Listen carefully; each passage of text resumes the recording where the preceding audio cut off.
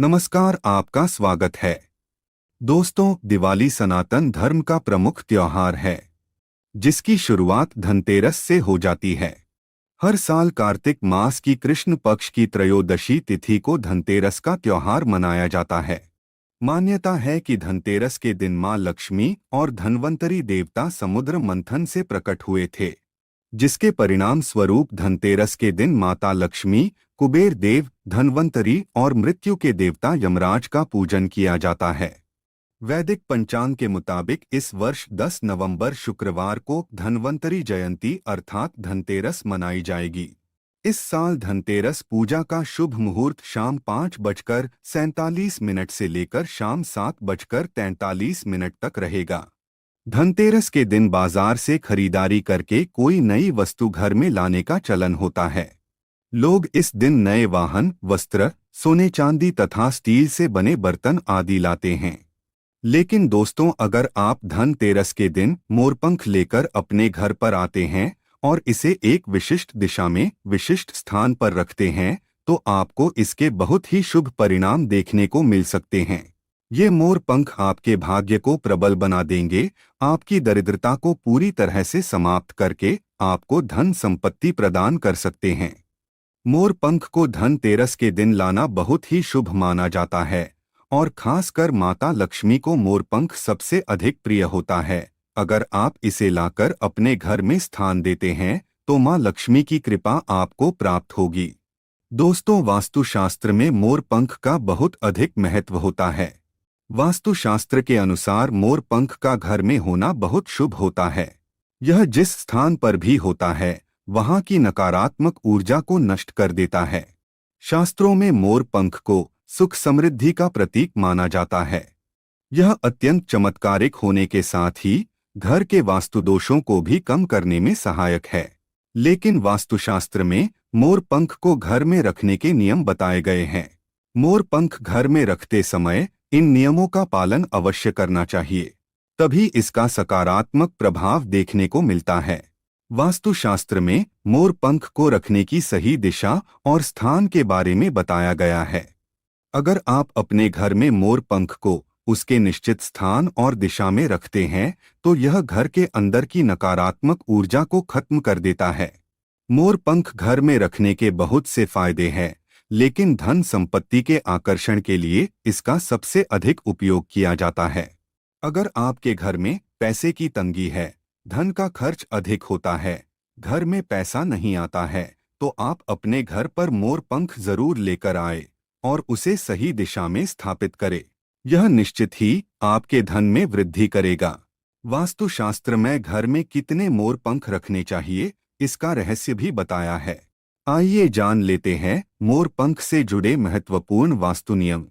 दोस्तों, सबसे पहले हम जानते हैं मोरपंख के धार्मिक महत्व के बारे में।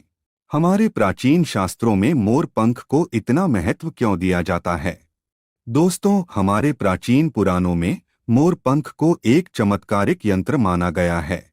इसका प्रयोग कई प्रकार की तांत्रिक क्रियाओं में भी किया जाता आ रहा है। तंत्र साधनाओं में इसका प्रयोग करके सम्मोहन, शत्रुनाश तथा बुरी शक्तियों को नष्ट किया जाता था। इसके अलावा ज्योतिष विद्या में भी मोरपंख का प्रयोग किया जाता है। ज्योतिष शास्त्र में मोरपंख से जुड़े उपाय भी बताए गए हैं।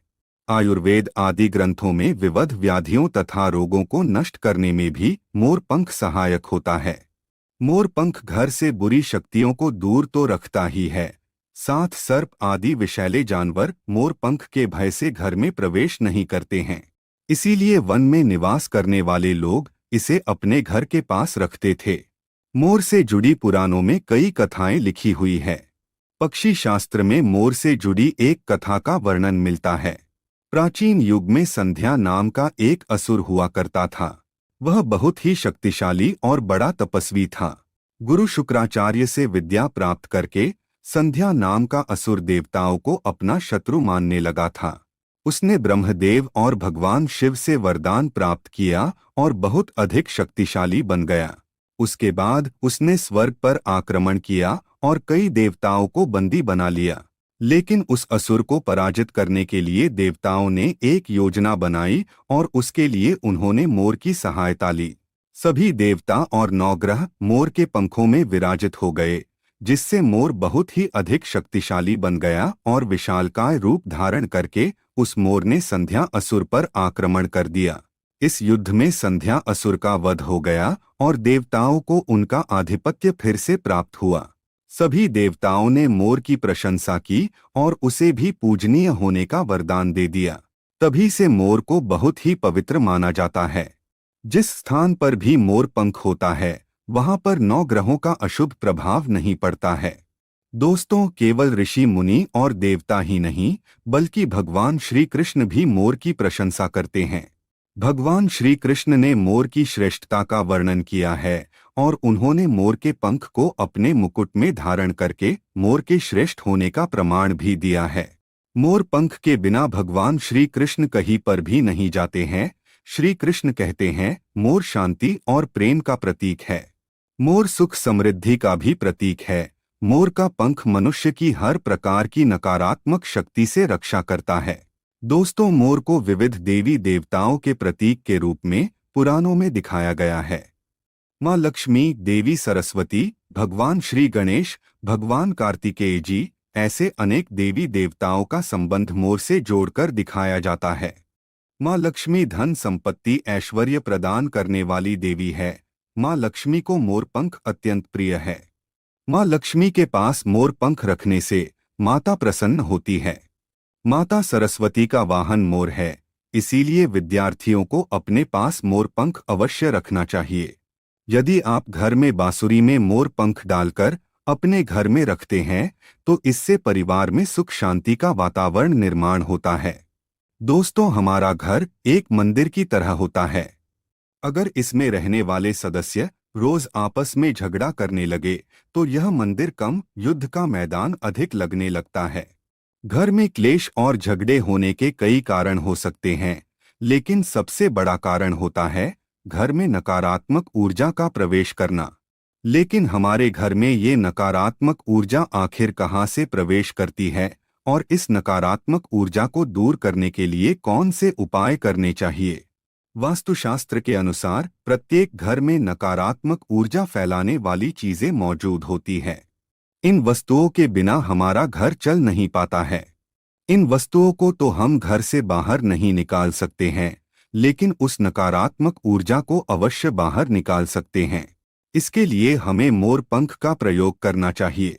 धनतेरस के दिन आप 3 मोर पंख ले और उसे अपने घर के मुख्य द्वार के पास हवा में जोर जोर से हिलाएं। इससे आपके घर के अंदर की नकारात्मक ऊर्जा आपके घर से बाहर चली जाएगी। अगर आप रोज सुबह ऐसा करते हैं, तो आपके घर के अंदर की संपूर्ण नकारात्मक ऊर्जा धीरे धीरे समाप्त हो जाएगी और आपके घर में सकारात्मक वातावरण का निर्माण होगा। इसी बात को ध्यान रखते हुए आज हम आपको बताएंगे कि घर में वो कौन सी 3 जगह है जहां पर आपको मोर पंख जरूर रखना चाहिए, और इन जगहों पर अगर आप मोर पंख रख देते हैं तो आपके घर में भी सबसे अधिक सकारात्मक ऊर्जा बनी रहेंगी। सबसे पहली बात, घर से नकारात्मक ऊर्जा को दूर करने के लिए अगर घर में नकारात्मक ऊर्जा है और परिवार के सदस्यों की तरक्की में अड़चनें निर्माण हो रही है, तो आप धनतेरस के दिन अपने मुख्य द्वार के ऊपर गणेश जी की प्रतिमा रखें और प्रतिमा की दोनों ओर मोर पंख अवश्य रखें। इससे आपके घर में किसी भी प्रकार की नकारात्मक ऊर्जा प्रवेश नहीं कर पाएगी। यदि आपका मुख्य द्वार वास्तुशास्त्र के नियमों के विरुद्ध है, तो आप मुख्य द्वार पर 3 मोर पंख अवश्य रखें। इससे वास्तुदोष समाप्त हो जाएंगे। दूसरी बात, ग्रहों के दुष्प्रभाव से बचने के लिए अगर घर के सदस्यों पर ग्रहों का दुष्प्रभाव है अथवा ग्रहों की स्थिति खराब चल रही है, तो धनतेरस के दिन मोर पंख ले और उस पर गंगाजल अथवा शुद्ध जल का छिड़काव करे। फिर इसे ऐसे स्थान पर रख दे जहां पर ये किसी को दिखाई न दे। इससे गृह शांत होने में मदद मिलती है। तीसरी बात, बुरी नजर से बचने के लिए अगर घर के किसी सदस्य अथवा बालक को बुरी नजर लगी है या उस पर किसी की बुरी नजर का प्रभाव पड़ा है, तो सोते समय उस व्यक्ति के तकिए के नीचे मोर पंख रखे और दूसरे दिन इसे किसी बहते जल में अथवा कुएं में डाल दे। इससे बुरी नजर उतर जाती है। चौथी बात, पढ़ाई में मन नहीं लगता है। अगर घर के विद्यार्थियों का पढ़ाई में मन नहीं लगता है, उनकी याददाश्त कमजोर है, पढ़ाई करते समय बार बार नींद आती है, तो विद्यार्थियों को मां सरस्वती के सामने मोरपंख रखकर दूसरे दिन उस मोरपंख को अपनी किताबों में रखना चाहिए। इससे विद्यार्थियों में एकाग्रता बढ़ेगी और मां सरस्वती की कृपा बनी रहेगी। पांचवा उपाय, दुष्ट शत्रुओं से छुटकारा पाने के लिए। अगर कोई शत्रु जानबूझकर आपको परेशान कर रहा है और बार बार आपको नुकसान पहुंचाने का प्रयास करता है, तो मंगलवार के दिन हनुमान जी की मस्तक का सिंदूर मोरपंख पर लगाएं और सुबह के समय बिना नहाए ही इसे बहते हुए जल प्रवाह में अथवा कुएं में डाल दे। इससे शत्रुओं से छुटकारा मिलता है। छठी बात, मनवांछित फल प्राप्ति के लिए। अगर मन की कोई इच्छा अधूरी है, कई दिनों तक कोशिश करने के पश्चात भी मन वांछित फल प्राप्त नहीं होता है, कार्यों में बार बार रुकावट आ रही है, तो आप राधा कृष्ण के मंदिर में जाकर भगवान श्री कृष्ण को मोरपंख चढ़ाएं अथवा घर में ही श्री कृष्ण की मूर्ति पर मोरपंख लगाएं और अपनी इच्छा उनके सामने प्रकट करें। सातवीं बात, अगर पति पत्नी के बीच तनाव हो। अगर घर के अंदर क्लेश है, पति पत्नी के बीच बार बार झगड़े होते हैं, आपसी प्रेम कम होने लगा है, तो उनके बेडरूम में दक्षिण पूर्व की दिशा में मोरपंख रख देना चाहिए। इससे दोनों के बीच में प्रेम बढ़ेगा और आपसी मनमुटाव कम होगा। आठवां उपाय, धन में वृद्धि के लिए। अगर धन की कमी है, अचानक धन खर्च हो जाता है, तो घर में तिजोरी अवश्य बनाएं। तिजोरी रखते समय ध्यान रहे, तिजोरी को पश्चिम की दीवार पर सटाकर रखे और उसका मुख पूर्व दिशा की ओर हो। इससे देवराज की कृपा दृष्टि बनी रहेगी। साथ ही मां लक्ष्मी की पूजा में मोर पंख रखकर उसे तिजोरी में रखे। इससे घर में सुख समृद्धि आती है और धन की कमी महसूस नहीं होती है। यदि धन की समस्या आ रही है, तो घर के अग्नेय कोण में अर्थात दक्षिण पूर्व दिशा में अपनी कमर से ऊपर कंधे की ऊंचाई पर 2 मोर पंख शुक्ल पक्ष में लगाएं। जल्दी ही धन प्राप्ति के नए अवसर प्राप्त होने लगेंगे। 9वां उपाय, आप किसी भी शुभ दिन मोर का एक पंख लेकर घर के किसी ऐसे स्थान पर रखें जहां पर आने जाने वाले लोगों की नजर सबसे ज्यादा पड़ती है।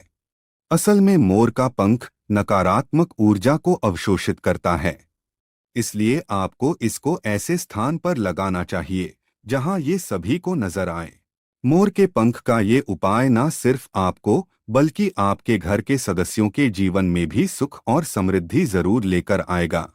तो दोस्तों, उम्मीद है आपको यह जानकारी अच्छी लगी होगी। वीडियो को लाइक जरूर करें और कमेंट में सच्चे दिल से जय श्री कृष्ण और जय मां लक्ष्मी अवश्य लिखें। साथ ही आप इस चैनल को सब्सक्राइब कर लीजिए ताकि आपको ऐसी ही आध्यात्मिक जानकारी प्राप्त हो। आप सभी का धन्यवाद।